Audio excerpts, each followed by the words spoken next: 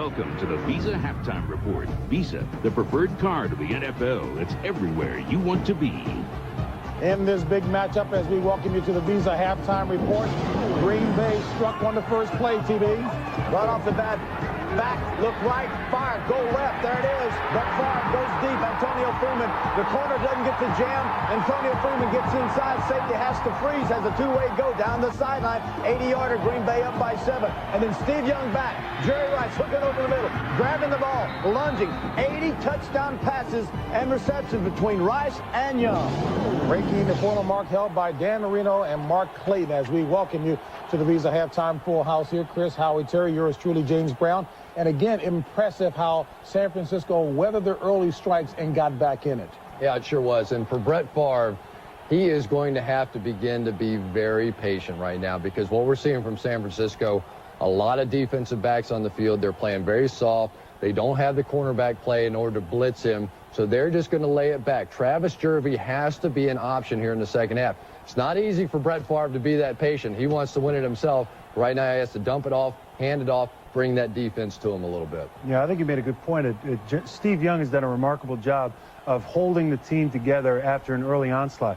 John Madden pointed out that in most games with Green Bay and San Francisco recent years, Green Bay has always jumped out early. San Francisco, unfortunately, has not weathered the storm. It looks like they did, and I'll tell you what, that play right before the half, that interception, is a huge play.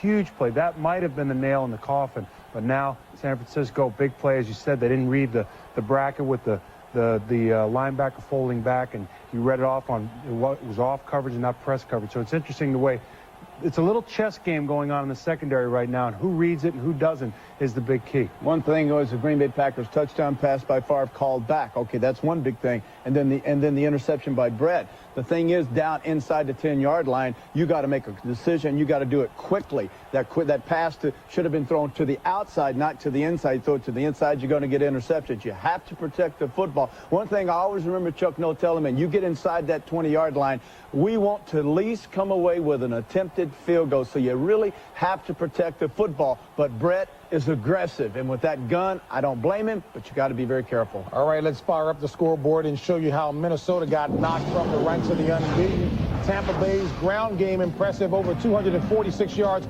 on the ground today, combined rushing for the Bucs. Bucs stay undefeated at home. Minnesota knocked from the ranks of the unbeaten. I can't believe you took that highlight when you've been sitting here all day long screaming for the Redskins, who get their first victory, 21-14. Over the Rams. Didn't want to make it appear like I was a homer. Well, you are one. Stay right on the heels of the NFC West leading San Francisco 49ers. Jake the Snake Plummer, Frank Sanders, touchdown passes.